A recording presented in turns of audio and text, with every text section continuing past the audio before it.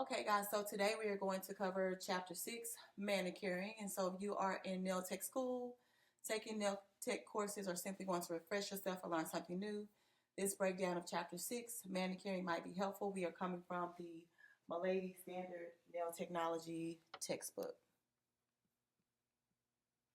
Okay, so Chapter 6 has 13 different objectives. So number 1, explain why you should learn about manicuring.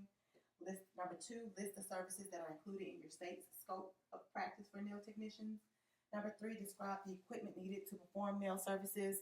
Number 4, list the types of multi-use and single-use implements used during a nail service. Number 5, describe the materials used during nail services. Number 6, explain the uses of professional nail products. Number 7, demonstrate the basic manicure technique. Number 8, outline the steps in the application of nail polish. Number 9, describe how to approach a man's manicure service. Number 10, demonstrate the massage techniques for the nail professional. Number 11, compare the process of a spa manicure and a basic manicure. Number 12, identify the benefits uh, and infection control practices for paraffin wax treatments. And then number 13, describe approaches to personal manicures that are sensitive to clients with special health considerations. So, objective number 1 covers explain why you should learn about manicuring. And so, what the text says is manicuring is the art of caring for and beautifying the hands and fingernails. Once you have learned the fundamental techniques in this chapter, you will officially be on your way to becoming a professional nail technician. So you want to understand the basis of manicuring because the appearance of the nails and hands have become a visual benchmark in our society in the assessment of a person socially and professionally. Um, you also want to stay current with trends in the nail industry. Some clients cannot maintain their own nails, and others prefer a professional to perform this task. And then clients love the relaxation and pampering. So those are the reasons why we are breaking down this chapter. We're going to go ahead and go into, I believe it's objective number 2, and that includes a list of services that are included in your state's scope of practice for nail technicians. So objective number 2 lists the services that are included in your state's scope of practice for nail technicians. So the list of services that you are legally allowed to perform within your specialty in your state is called the scope of practice. You are fully liable both professionally and personally. So scope of practice, if you go to, since we are in Texas, if you go to the TVLR website, they always have those frequently asked questions. Can we perform this? Can we perform that?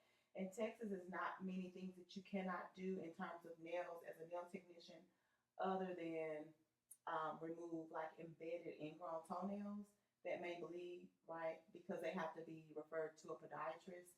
We also, as a nail technician, you cannot put braces on people's fingernails or toenails. And so a time where they may need a brace is like if their nail bed is not growing straight or if it's too narrow and they start to grow like those trumpet nails that are really highly curved, and you can put a brace on the nail to basically expand the nail bed so that the nail can grow properly. That will be out of your scope. Other than that, everything else you can basically do. We also we also cannot, while I'm thinking about it, we also cannot use any kind of uh, razor blade or callus blades to remove calluses. The best way to soften calluses is just by using a coarse file, palm stone, or buffer, right? So we can't use those razors to cut off that dead skin. And the fun fact about calluses is you don't want to take a razor to cut off calluses because the body needs it. That's why you have them, because that's your body's way of protecting itself, or the skin's way of protecting itself. So again, you can always check criteria online or call your state board. And performing services outside those allowed by regulations can result in loss of license. And then if a client is harmed while you are performing an illegal service, again, you are fully liable both professionally and personally. So Just keep that in mind. Make sure that you are working in the scope of your license or scope of practice. And if you have questions, then you reach out to your state board. So next up, we have objective number 3, describe the equipment needed to perform nail services. Okay. So equipment includes all your tools used to perform services that are not implements. So your equipment is going to be like your manicure table, your adjustable lamp, your chairs, your finger bowls, your disinfectant container, your arm cushion, your service cushion, your trash cans, etc. So we're going to break down all of these things. So as far as your manicure table goes, so a standard manicuring table usually includes a drawer for storing properly cleaned and disinfected implements, and a shelf, okay, for storing your professional products. The table can vary in length, but it's usually about 36 inches long and about maybe 16 inches wide. And the surface of the table must be cleaned and disinfected after every client. Therefore, it must be made of a hard, impenetrable surface, such as glass, granite, or basically anything that's non-porous. And it also should be kept clear of clutter. So as I'm thinking about the manicure tables, I know that it's very easy to just kind of throw your implements in there loosely. You will get rid of inspections by your state board. So all of your implements, you want to make sure that you're working in an organized manner. Get some small little plastic containers that you can store your clean implements and also your dirty implements so that you're not just throwing stuff in there. You also you are not allowed to commingle things like don't throw your keys in your manicure table. Don't throw your lip gloss in there. The stuff that's in there should only be what you're using to perform your services with. Okay. All right. All right. So next up is the adjustable lamp. So an adjustable lamp is attached to the table and should use a 40 to 60 watt incandescent bulb or a fluorescent bulb. I will say in this day and age, in 2025, we are not using the adjustable lamps. We have the LED lamps, but I'm just covering it because this is in the textbook.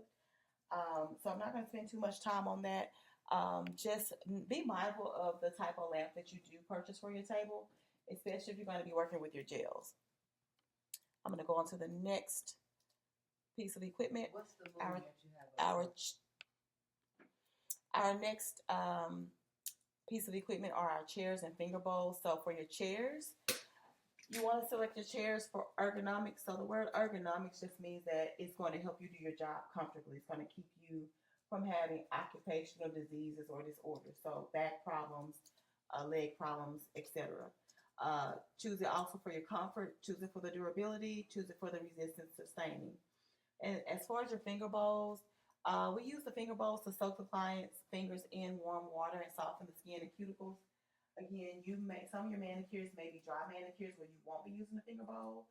But if you do use a finger bowl, it's going to be made of some kind of hard material, plastic, glass, or ceramic, and those need to be disinfected prior and after each client.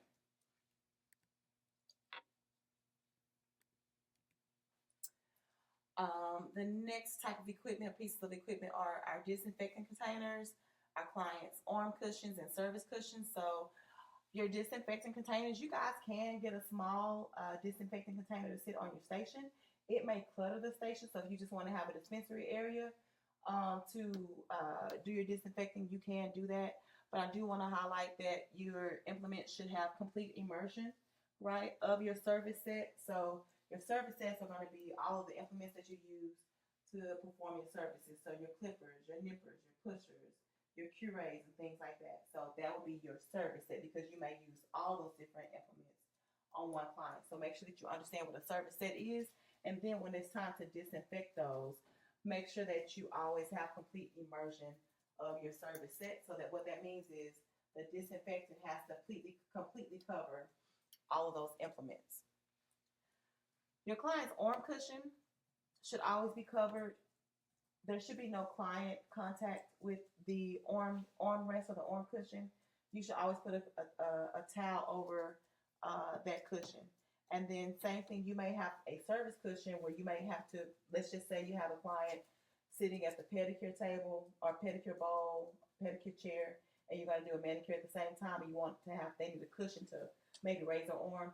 that too needs to be wrapped or covered with a towel so there's no client skin to skin contact with that item. Okay. Our wipe containers and trash containers. So we use a lot of lint-free wipes.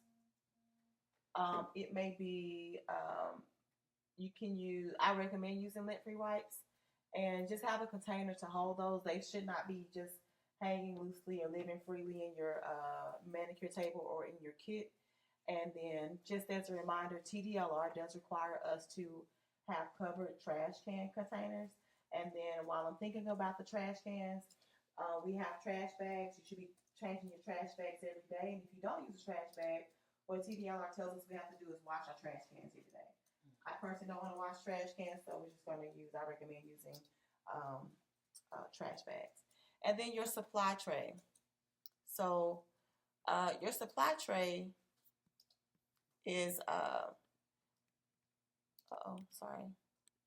your supply tray, it holds all of your nail products, such as your polishes, your polish removers, your creams.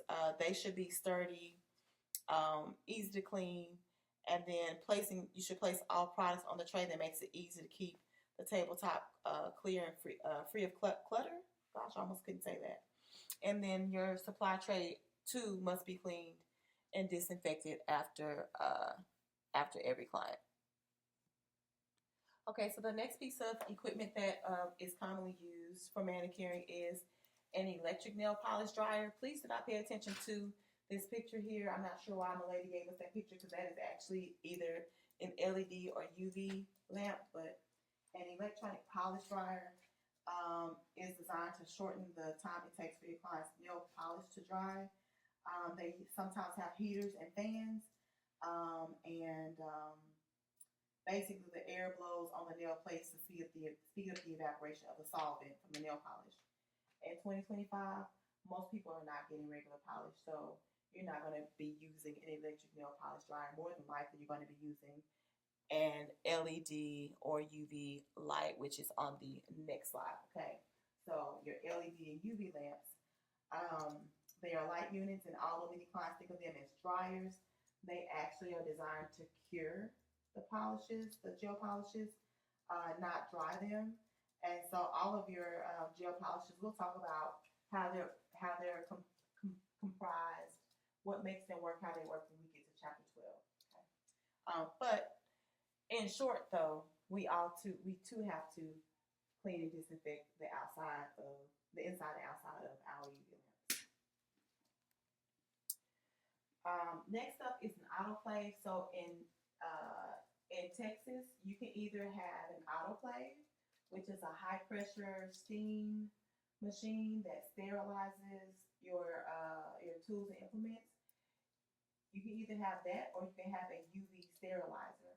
I do recommend, if you're going to have a nail salon and you're servicing a lot of people, especially like older, more mature clients, our senior citizens, you probably want to have an autoclave. I feel like you need to have an autoclave in a nail salon either way, because to me, it seems like it's more medical, because you're going to be exposed to more bacteria, more fungus on people's feet, and things like that. So the thing about it, let me break down, let me give you actually what it is. So autoclave, what it uses is a high temperature steam and pressure to kill microorganisms and their spores.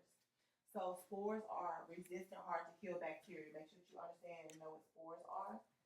And autoclave works like a pressure cooker, continuously generating steam, heat, and pressure until it reaches about 250 degrees Fahrenheit.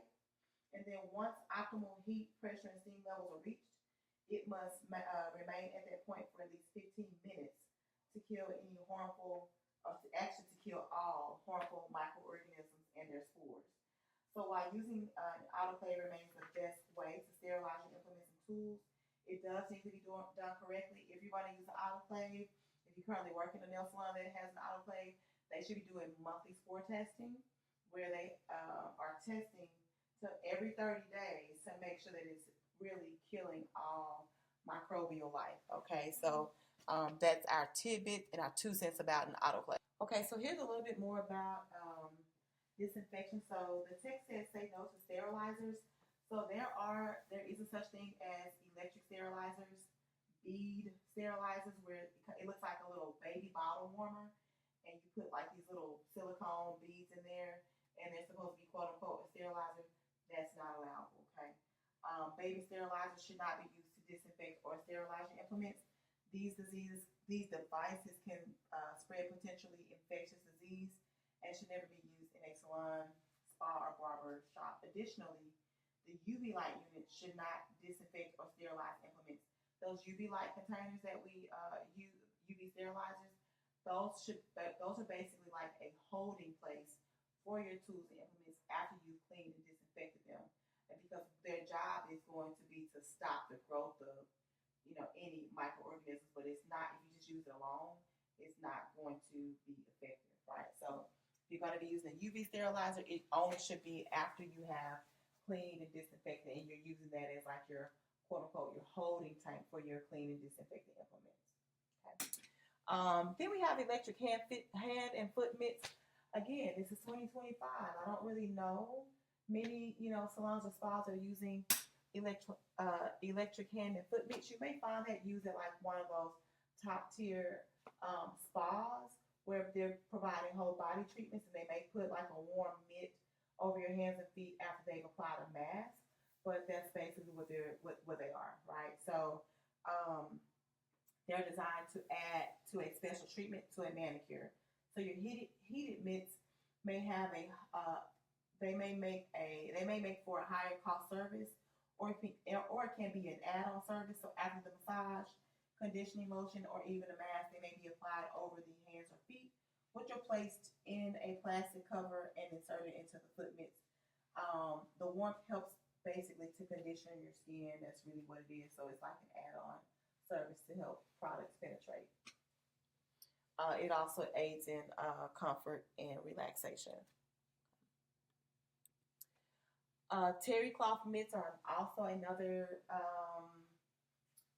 I guess, device that may be used in your service room or in your nail tech area.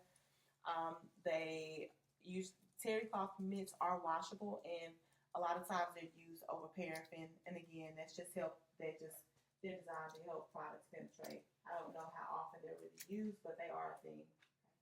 All right, so I'm going to keep moving forward. Paraffin treatments. So your paraffin treatments are they are basically the paraffin wax is melted in a paraffin tub. And a paraffin tub has an automatic thermostat that maintains the paraffin at the ideal application for hands and feet. So paraffin is applied to the skin to enhance moisture. So if you're trying to bring moisture back to the surface of your client's skin, you can also add a paraffin treatment to your service.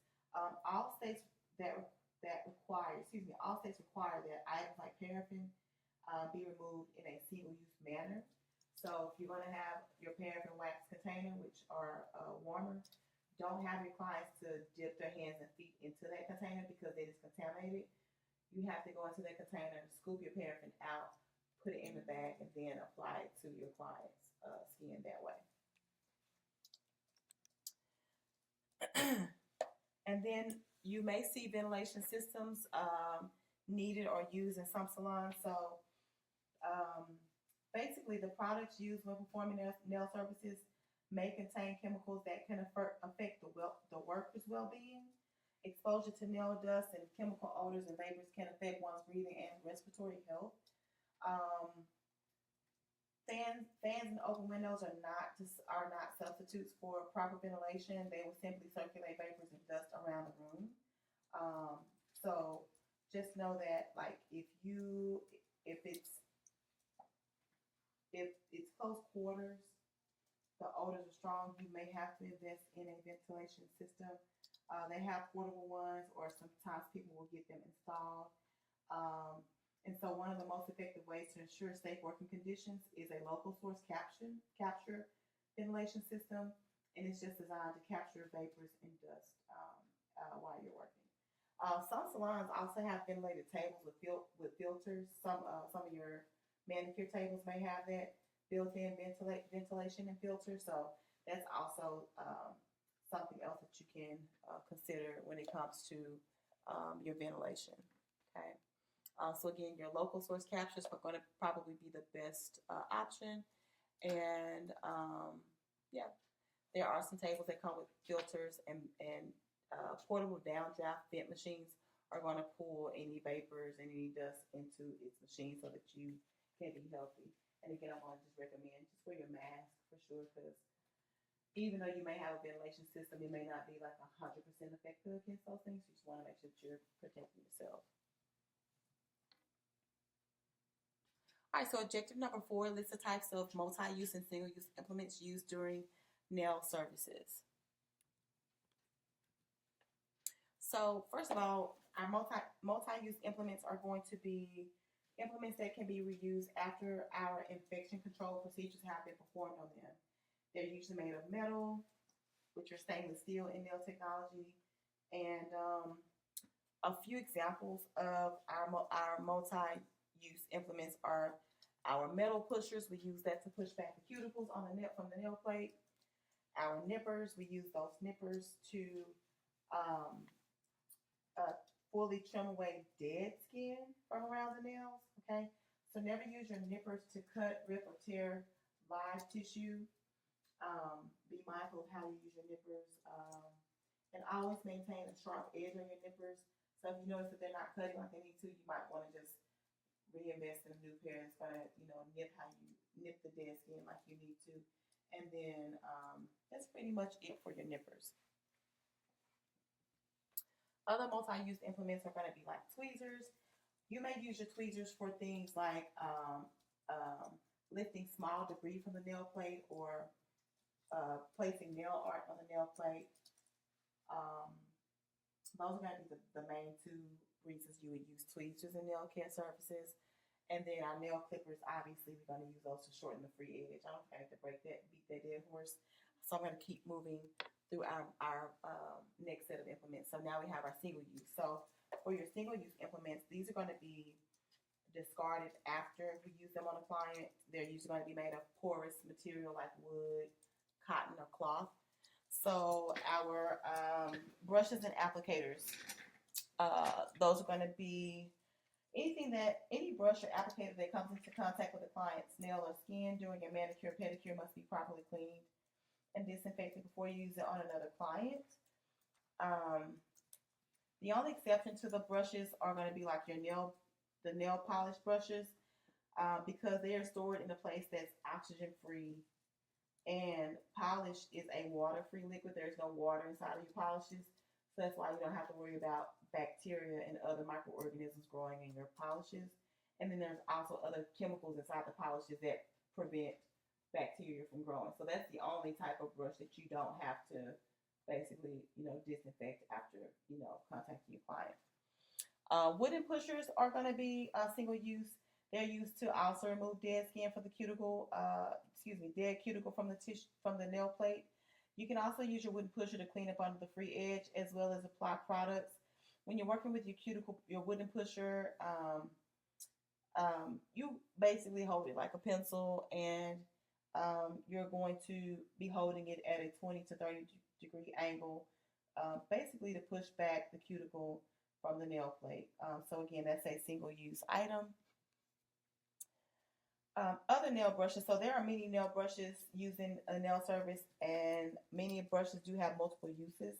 So for example, a plastic nail cleaning implement is used in many ways. So the plastic brushes with the bristles, we may use them for clients to use clean their nails after they have gotten their service. They may use that nail brush to scrub around their nail plate or underneath their free edge, etc.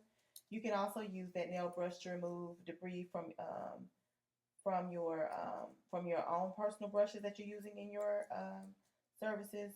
You may also use it to wash your hands. You may also use that nail brush to scrub your implements before you disinfect them. You also may use that brush to remove dust or debris from artificial nails. So your nail brush may have multiple uses, but use them one time and then clean and disinfect them. So regardless of if you're using them to clean and scrub your hands, or have your clients to clean and scrub their hands, or using the nail brush to clean your implements, just disinfect them before and after each use.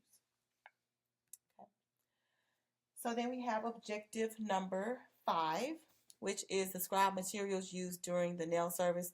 So I like to say your materials also are going to be things that are single use. These are not considered reusable. I don't think I need to break down gloves and PPE for like your mask or your dust mask. The only thing I want to say about gloves are that as a nail technician, you may want to wear them more often than not because you guys work with a lot of chemicals with your hands. And then again, doing pedicures, people have fungi, bacteria, and things like that on their feet. So that's pretty much it. We know what a dust mask is going to be used for. It's going to help to protect yourself. Other materials that we use in nail technology for manicuring are our abrasive nail files and buffers. So they do come in many different types and many different grits. So your grits will range from less than 100 to over 240 grits per centimeter. And again, as a rule of thumb, remember the lower the grit or the lower the number, the more abrasive or more coarse it's going to be. The higher the number, the smoother it's going to be, right? And you're going to refine it. So your coarse grit abrasives, those are going to be your files and buffers that are 100 and less. So I would definitely write that down. Your coarse grit abrasives, they have a grit of 100 or less. So maybe 80, maybe 100. Those are going to be your coarse grit abrasives.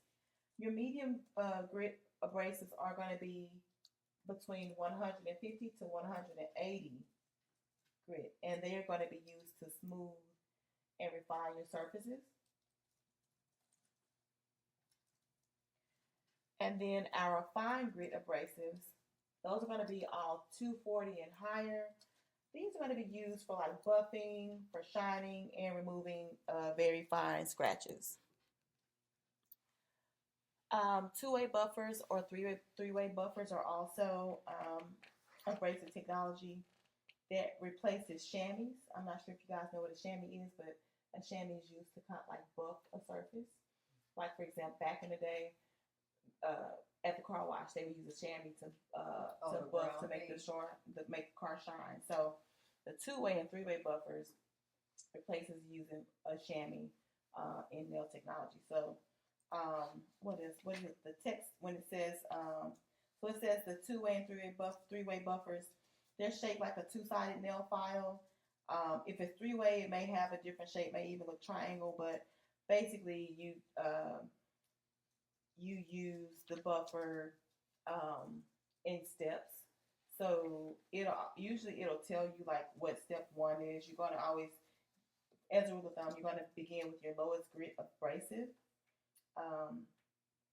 meaning your coarser abrasive, and then you work to your smoother surface if you're going to use a two-way or three-way buffer.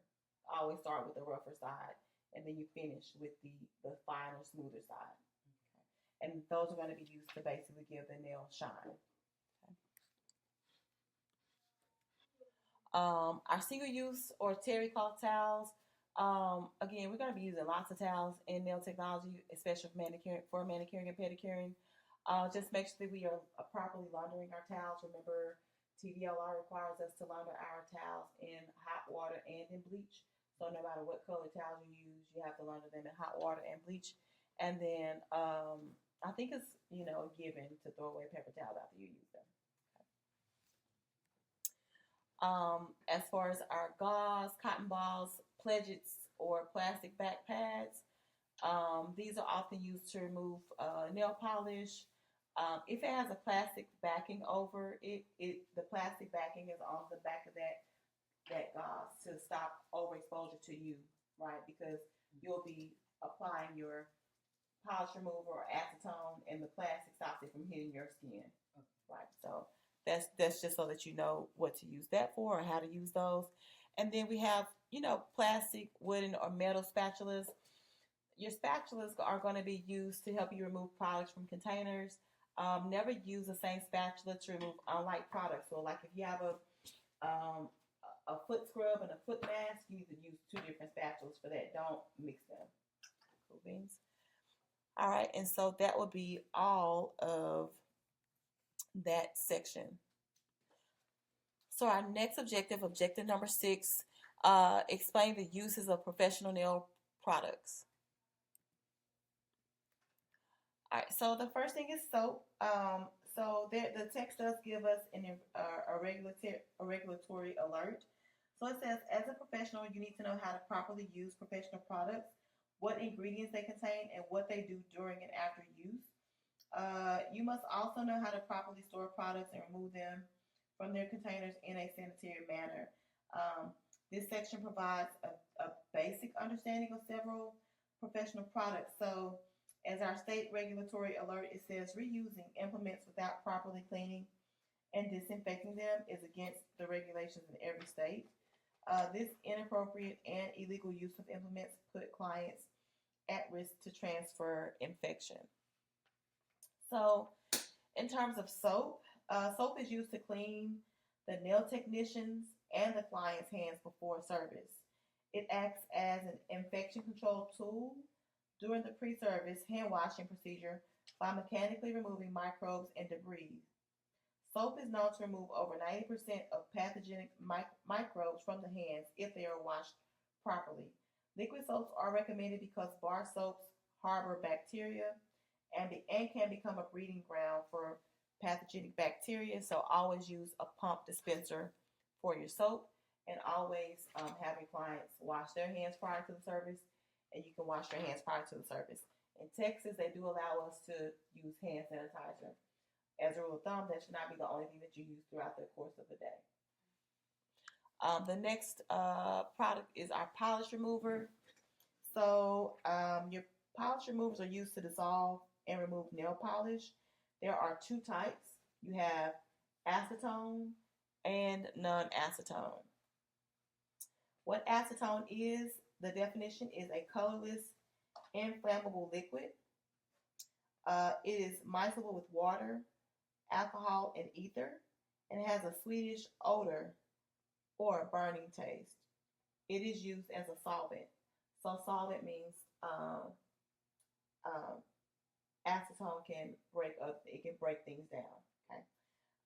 Both acetone and non-acetone based removers can contain additional ingredients such as like aloe, vitamin E, or oils to prevent the skin from drying around the nail plate. I don't think I need to break that down anymore. I think that makes sense. Um, be mindful of your soak offs. If you're going to be doing a soak off, you have to use acetone, polish remover, regular polish remover. Non-acetone is not going to work. And if you're going to be doing soak offs, make sure that you're doing your soak offs in plastic that won't disintegrate, because acetone eats through stuff. So don't put acetone in your finger bowls, the little plastic finger bowls, because it'll eat through them. It has to be made of like a hard resistant plastic or glass. Yes. Nail cream. So nail creams, lotions, and oils, we use those to soften dry skin. Our creams, lotions, and oils are considered to be barrier products. So what they do is basically help to maintain the moisture in the skin, or to seal in moisture around the skin. Um, that's pretty much, as much as I need to say about our creams, lotions, and oils. Cuticle removers and colored polishes. So we do use cuticle removers. What they are designed to do is to loosen and dissolve dead tissue, especially the cuticle that sits on the nail plate. Um, you should not put cuticle remover on live skin, so only apply those to the nail plate. And cuticle removers typically contain 2 to 5% sodium or potassium hydroxide. So those are alkaline products. So only put that on the nail plate. Don't put that on the skin around, because it may make your client reactive when you use that. And a little bit should go a long way with your cuticle removers. Next, we have colored polish, enamel, lacquer, or varnish. Those are just different ways to say nail polish. Okay. And we apply those lacquers, those varnishes, or those nail enamels to the nail plate to add color. Okay, so do become familiar with other terms that nail polish may be described as.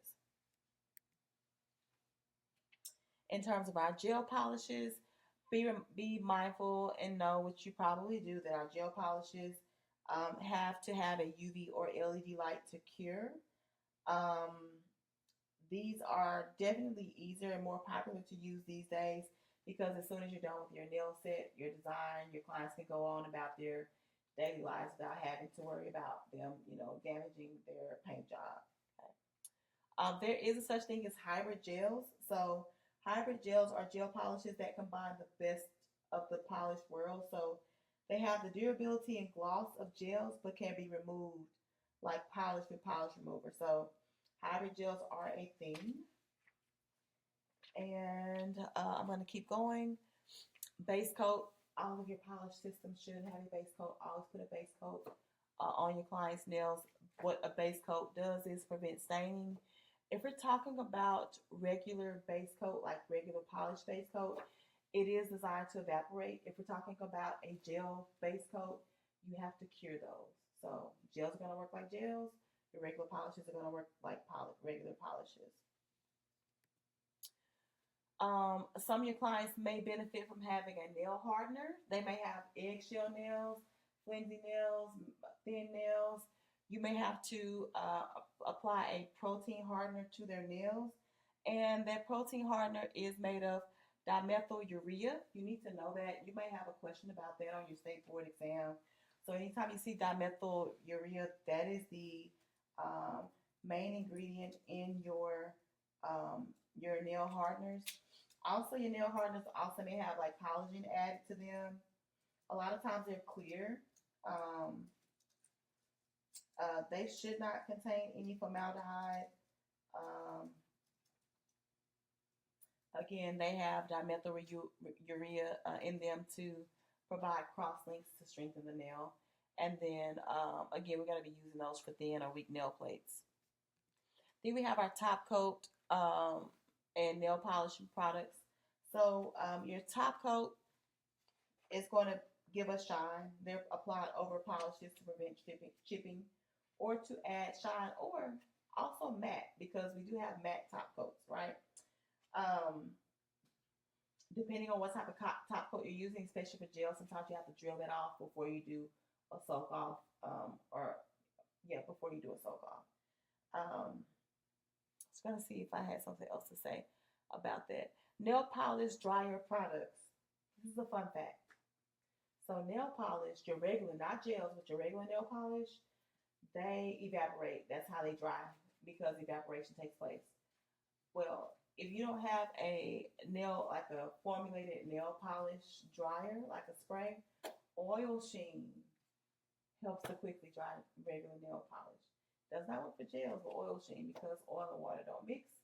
So the oil will make the water drop to the surface. So that's really what the nail polish dryer is in that can, the red can. You usually have to slide your hands are shiny when you're done. And I'm not saying to go use oil sheen, but I'm saying it will give you the same effect. Okay. Hand creams and lotions. We're going to be using those to soften the skin on our hands. You may also give them a longer add-on service or specialized service where you use your electric or your terry cloth mitts when you're applying paraffin to your clients' hands or feet. So that's pretty much that on your hand creams and lotions.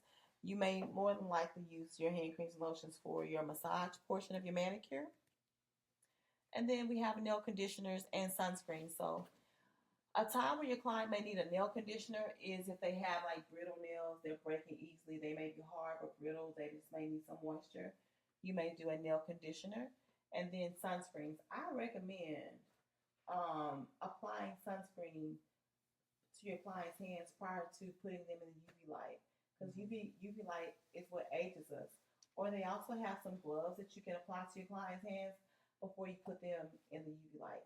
It's been like a lot of talk in the news lately about gels, UV lights, and things like that. So that can be like your way to say, hey, in my business at XYZ Nails, we make sure that we are protecting our clients' skin by using sunscreen prior to our gel services just to help protect the client.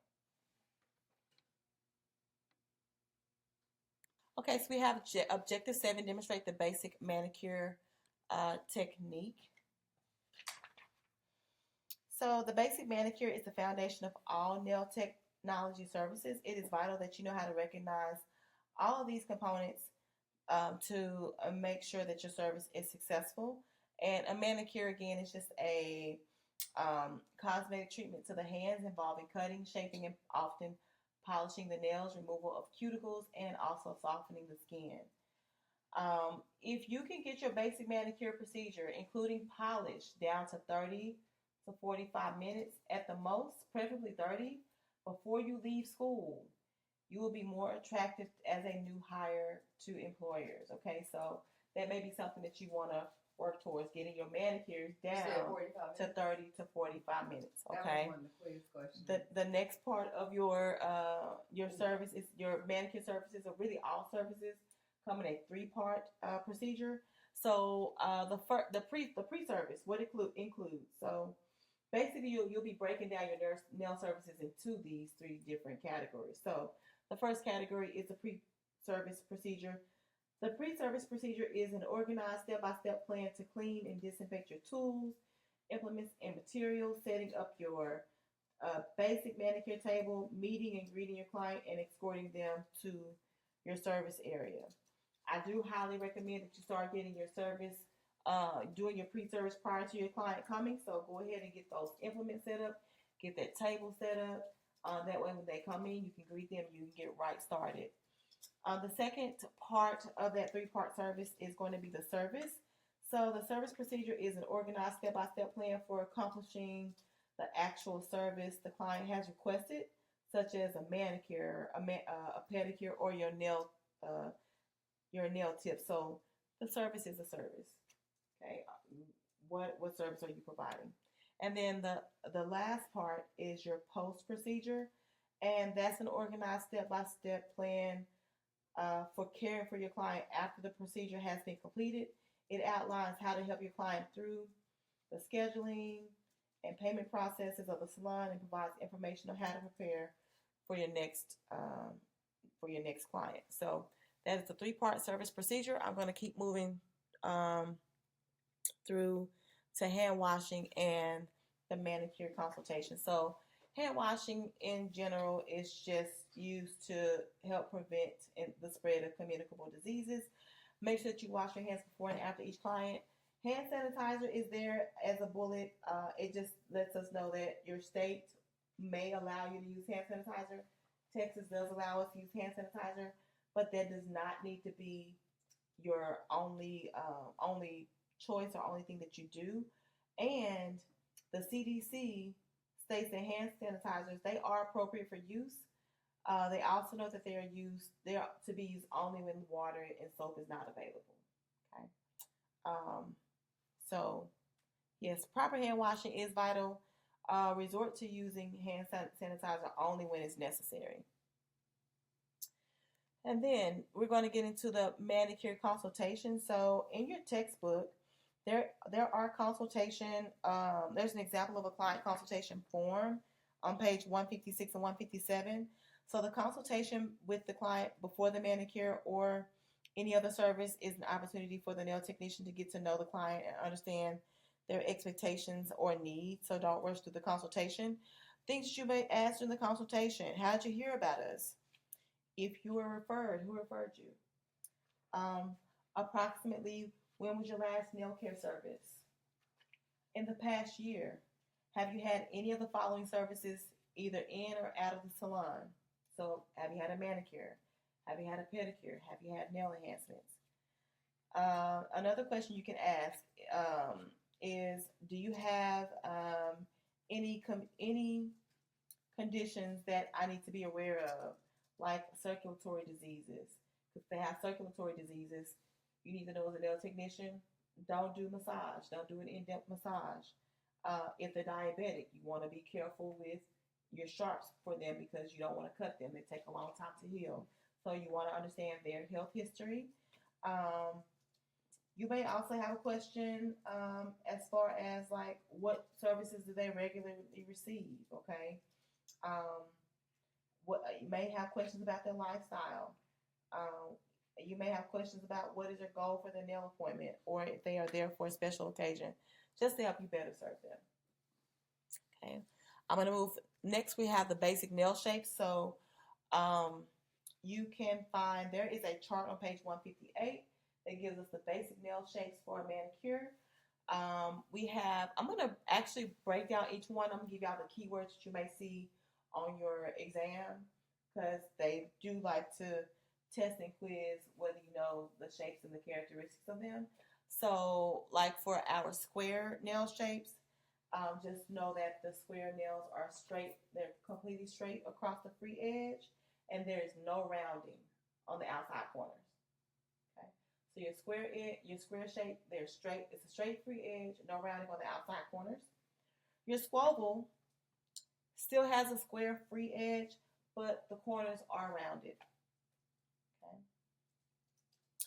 Your round nails, as you can see, they are slightly tapered. The word taper means that something is either going from long to short, short to long, or straight to round. So your round nails, they are slightly tapered and usually extends just past the fingertips.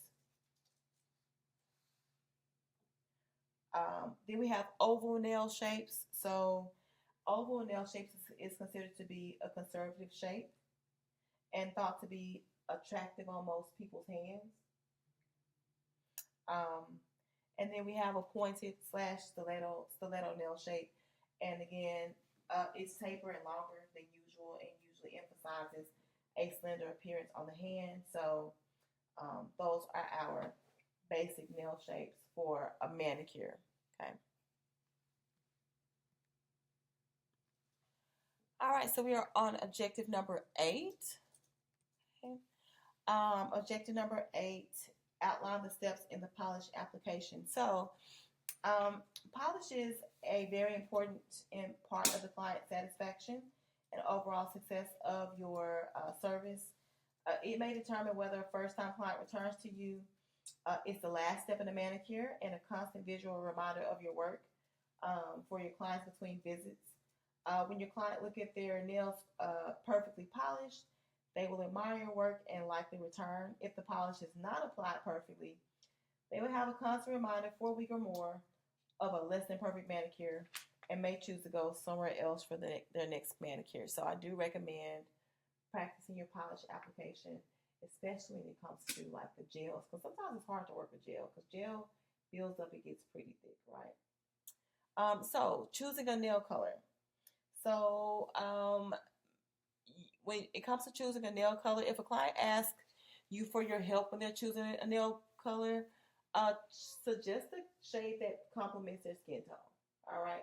Still let them have the ultimate decision because you don't want them to say, "Oh, this is an ugly color," and I blame you, right?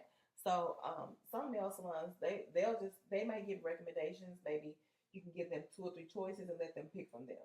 Okay. You want to, if you are going to help with choosing the color, you want to place the client's hand on a white towel under a true color light, and then hold potential polishes next to their hand, and then from there you just kind of decide, what looks the best. And so you do want to have a wide variety of colors or polishes available so that they can have something to choose from. Okay. 4 coats. Say 4 coats. Polish goes on in 4 coats, so that is a test question. The 4 coats include your base coat, 2 coats of polish, your color, and your what? Your top coat. So proper application for polish is 4 coats, no matter what type of polish you're using. Okay. In terms of the 3-stroke method, the 3-stroke method means you're going to apply 1 coat of polish in 3 strokes. 1 down the center, 1 on each side, left and right. Okay. You also are going to apply your polish in multiple layers. Okay. So that means that first layer of polish that you apply doesn't have to go on super thick or super opaque because you're going to put another layer on top. Okay. So by building upon layer, it will improve the adhesion and the staying power. Okay, so when you're polishing, apply thin coats and you're usually going to be putting maybe maybe 2 coats of polish on.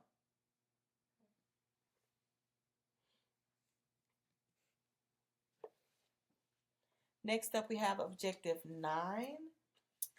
What we should consider or describe how to approach a man's manicure. So, a man's manicure is performed using the same procedures as described in the basic manicure. Depending on your client's preference, they may omit colored polish and or buff the nails with a high shine buffer. Most men tend to go longer between services and will need a little more work on their nails and skin. So in this day and age of 2025, some men are wanting or they are electing to get polished. That would be their choice, okay? If they're macho man, they're probably not going to want to have polish. You can either just not buff at all, or you can just buff and give them some shine and let them go. Some men won't even want clear polish on their nails. So again, just meet their preferences. As far as men, the preferred shape, most men nails are going to be round in shape. Okay. When you're doing your massage and your color selection for men, you want to check the pressure. For men, you can probably massage a little bit harder and firmer. And then for the color selection, again, it's going to be their choice. Do they want to just be buffed? Do they want a clear gloss, clear top coat? Do they want polish, or do they want enhancements? It'll be their choice. Okay. And then next up, we have objective 10, which demonstrates the massage techniques for the nail professional. So I am going to start with the considerations for massage. So you want to make sure that you are, before you do a hand or arm massage, you want to check their intake form, acknowledge any medical conditions that may be listed on there, and then if your client has not discussed massage with their physician, encourage them to do so. Clients that have high blood pressure or hypertension or diabetes or other circulatory conditions, they may have to have clearance if their condition is not controlled. Now, if they have high blood pressure, diabetes, and they take medicine for it, then it's going to be fine. So typically, you're not going to just do you're not going to do massage if it's uncontrolled, if they're sickly. Okay. When we massage for a manicure, you're going to massage from the hands all the way up to the elbow. Okay. You also want to avoid vigorous or strong massage techniques with clients that have arthritis. So if your clients put that they have arthritis on their intake form, you want to be a little bit more gentle to them. And then it also says not to talk to your client during the massage because that's the time for them to relax, right? So let them have that relaxing experience. And now we're going to break down the general massage movements. All right, so our general movements for massage. So effleurage. Well, let me just say first, in general, massage is a series of movements performed on the human body that in combination produces relaxation or treatment. The following massage movements are usually combined to complete a massage. So the first one is effleurage. Effleurage. So it is a succession of strokes in which the hands glide over an area of the body with varying degrees of pressure or contact. This is a relaxing movement for your client, and as a rule of thumb, all massages begin and end with effleurage. The second one, number 2, is petrissage. So petrissage is characterized by kneading, like you knead dough, lifting, even squeezing, or pressing the tissue. Tapotement, it starts with the word tap, T-A-P. So tapotement, basically that is percussion. So tapotement is rapid tapping or striking motion of the hands against the skin. Then we have vibration. Vibration is a continuous trembling or shaking movement applied by hand without leaving contact with the skin. And lastly, we have friction. Friction incorporates strokes that manipulate or press one layer of tissue over another. The hands are placed around the arm with the fingers pointing in opposite directions and are gently twisted in opposite directions on the arm as if you were doing something like wringing out a washcloth. Okay. And you perform the movement up and down the forearm, sliding to the new position 3 to 5 times. So those are the 5 common massage techniques.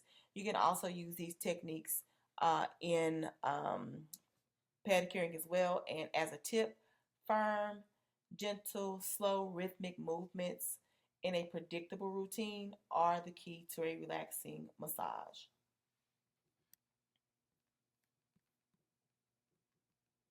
All right, so we're going to move on to objective of number 11. Compare the process of a spa manicure and a basic manicure. So, spa manicures are a step beyond your basic manicures with added specialty techniques and skin treatments, and are fast becoming much requested and desired salon services. However, they do require more advanced techniques than basic manicures. So, let's break down our spa manicures. So, your spa manicures are, they include added specialty techniques and skin treatments. They are more lucrative than your regular manicure because you're going to have an upcharge for them. You may charge for the additional exfoliation or the additional mask.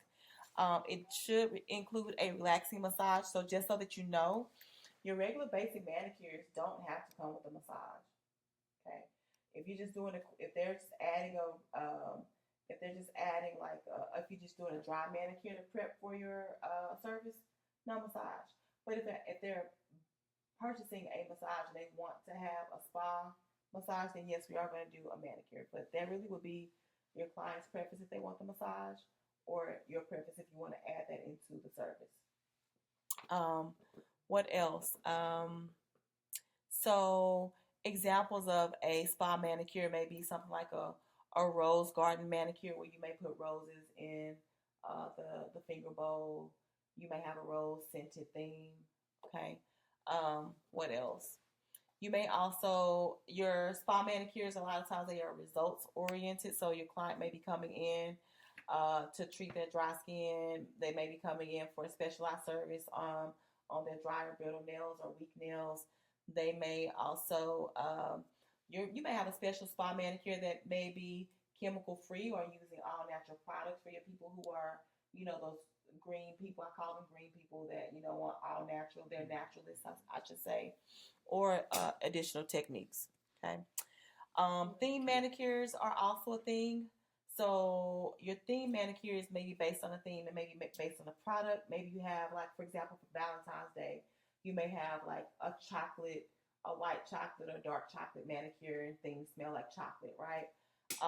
You may also have refreshments available that relates to that particular theme. Waterless manicure, what we call dry manicures, those eliminate the soaking time. They're faster. They also are more sanitary. They're also more convenient, and they last longer. Okay, so those are some tidbits about your waterless manicures or your dry manicures. Okay, and then we are on objective 12. Identify the benefits and infection control practices of paraffin wax treatments. So again, paraffin is a petroleum byproduct, and it has excellent sealing properties or barrier qualities of sealing moisture in the skin.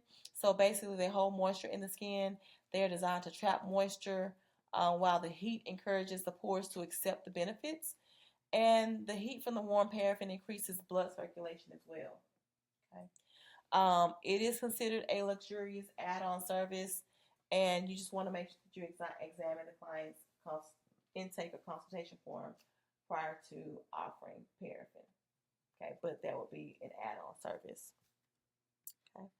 As far as cautions, so you want to avoid times when you want to avoid paraffin paraffin wax applications is on anyone that has impaired circulation, or anyone who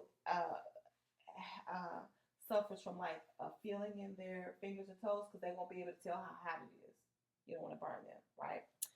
Also, if they have any kind of skin irritation, such as cuts, burns, rashes, any kind of warts, any kind of eczema, they're not going to be a good candidate for paraffin. And then it also says that senior citizens and chronically ill clients may be more sensitive to heat because of medications or thinning of their skin. So ask these clients to bring a written permission from their doctor if they're going to have paraffin wax. If you're not sure if they are a good candidate have them to get it cleared first. As far as safe applications, there's a few different ways you can apply paraffin. So the most common way to apply paraffin is using plastic bags. You just pour the paraffin in the plastic bag, you stick the client's hands or feet in the paraffin, mold it around, and it'll harden up. You let it sit in place for a little while, and then you remove it. There's also a cheesecloth and a cheesecloth or paper towel application. So you can dip that cheesecloth or that paraffin into cheesecloth or that paper towel into the paraffin and wrap it around your client's hands. But you need to wear gloves if you're going to do that, right? Because you're going to be dipping into. No. You can also spray the paraffin on. I have not seen a spray paraffin. I haven't seen the spray paraffin, but I guess it is a thing. And it sprays on with a special equipment. Okay. You can also put paraffin wax inside of gloves. You just put a little bit in the gloves and just put gloves on your clients like the regular nitrile gloves. Okay. And you can also dip your paraffin into a separate bowl. You can get like a fan brush. You can paint the paraffin on your client's hands. So a few different ways, but the most common way to use paraffin in a salon is with a plastic bag. Okay, I think it's the most practical. Okay. All right. Before and during a manicure. So before a manicure, if you're performing paraffin wax before a manicure, what it does is it allows clients to have their nails polished immediately at the end of the manicure service. It is a way to soften rough or callous skin. The biggest disadvantage to performing a paraffin treatment before the service is that it cannot be used to hold moisture in the skin through its applications of lotions, masks, and other treatments. If you do the paraffin wax during the manicure, then they usually do the paraffin wax right before they polish. So it would be your choice. And since I know that it's a wax that has an oil surface on it, just make sure that you dehydrate the nail plate before you start doing your enhancements or doing your polishes, because you want them to last, right? So that's just another little rule of thumb. All right. It also can be a standalone service. I don't really know how often people come in just for paraffin wax, but it can be a standalone service. You got to market the benefits of it if you want it to be a thing. And you can include it on the service menu if you want your clients to know about it. I don't really see that being a standalone service. Okay.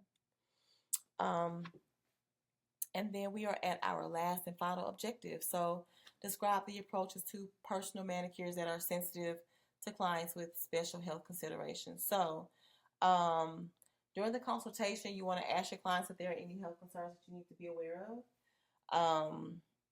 And then you also want to assure clients that information that they share with you is kept confidential, right? So, special considerations for your clients. So, in terms of tools and implements, for especially like your clients that have thin skin, fragile skin, sensitive immune systems, and things like that, you don't want to use anything sharp.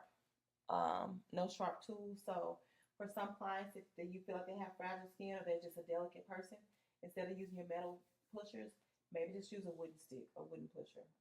That's going to be better for them. Okay. Do not nip cuticles. Everybody doesn't have to get cuticles nipped, right? So again, if you feel like they are sensitive or one of those special clients, no nipping on them. Okay.